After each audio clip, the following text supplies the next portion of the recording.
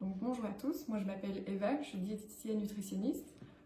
Je travaille à mi-temps dans un cabinet à Leyne et à côté de ça, je donne des conseils pour compléments. Alors, il y a plein d'aspects importants à prendre en compte. Donc, moi, tout d'abord, je vais vous parler de la flore intestinale, qui est très importante, qui joue un rôle énorme dans l'immunité.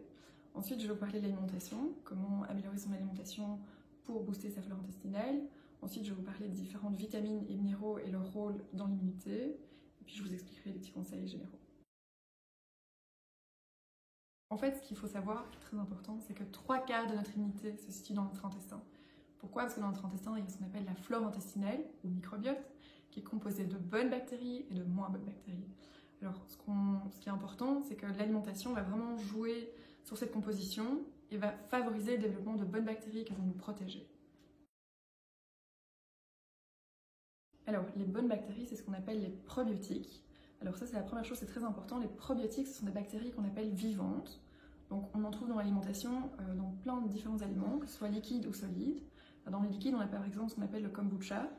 On a également le kéfir, qui est du lait fermenté ou qui est du jus de fruits fermenté. Donc, tous ces aliments-là contiennent des bactéries vivantes qui vont directement venir coloniser notre flore intestinale. On en trouve également dans tout ce qui est yaourt, fromage, mais également dans le miso, dans les tofu fermentés. Et ce qu'il faut savoir aussi, c'est que tous les légumes peuvent être lacto-fermentés et donc se transformer en bonnes bactéries.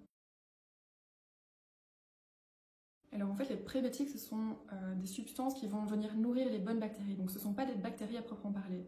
C'est un petit peu, entre guillemets, la nourriture de nos bactéries. Alors ça, on en trouve dans plein d'aliments, notamment l'oignon, l'ail, le poireau, mais de manière générale, dans tous les aliments qui contiennent des fibres, donc les légumes, les fruits, les noix, etc. Alors tout d'abord, moi je vous recommande aussi de consommer beaucoup d'oméga 3. Pourquoi? Parce qu'en plus de leur rôle sur l'inflammation, ils ont un rôle énorme aussi sur l'immunité. Donc les oméga 3, on en trouve notamment dans les petits poissons gras, maquereaux, sardines, harengs, etc. qui en contiennent autant que les grands poissons, mais contiennent beaucoup moins de métaux lourds. Donc ça c'est très important. On en trouve également dans l'huile de lin, dans certaines noix. Alors ça c'est vraiment important parce qu'il y a une étude qui a prouvé il n'y a pas longtemps que ça avait un impact sur les bonnes bactéries, donc la flore intestinale, et donc sur l'immunité. Alors, ce qui est important aussi, c'est de choisir des bons sucres. Donc, les sucres rapides, notamment ceux qu'on trouve dans les pâtisseries, les biscuits, etc., vont plutôt favoriser le développement des mauvaises bactéries. Donc, ceux-là, on essaie plutôt de les éliminer. On va plutôt favoriser ce qu'on appelle les sucres complexes. Donc, le pain complet, les pâtes complètes, le riz complet, etc., qui en plus contiennent beaucoup de fibres, donc plein de prébiotiques.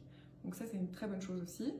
Alors, ensuite, on va aussi essayer d'avoir une alimentation qui est la plus naturelle possible. Donc, pauvre en pesticides, en additifs, en colorants, en édulcorants aussi par exemple, qui sont toutes des substances qui vont vraiment venir déséquilibrer notre flore intestinale.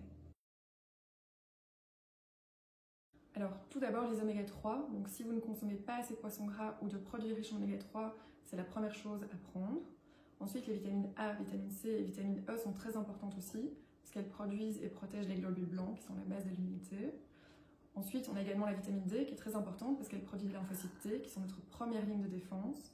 Et ensuite, je conseille également de prendre un complément en zinc, en sélénium et en magnésium qui ont une action immunostimulante. Alors pour moi, il y a 3 choses fondamentales. Donc la première, c'est de bien dormir. Donc il y a une étude qui a montré que si on dormait moins de 6 heures par nuit, on augmentait de 4 ses chances d'attraper un virus. Donc ça, c'est très important. La deuxième chose, c'est de pratiquer quotidiennement une activité physique. Alors l'idéal, c'est au moins 30 minutes par jour, marche, vélo, etc. L'idéal, c'est dehors pour s'aérer, c'est encore mieux.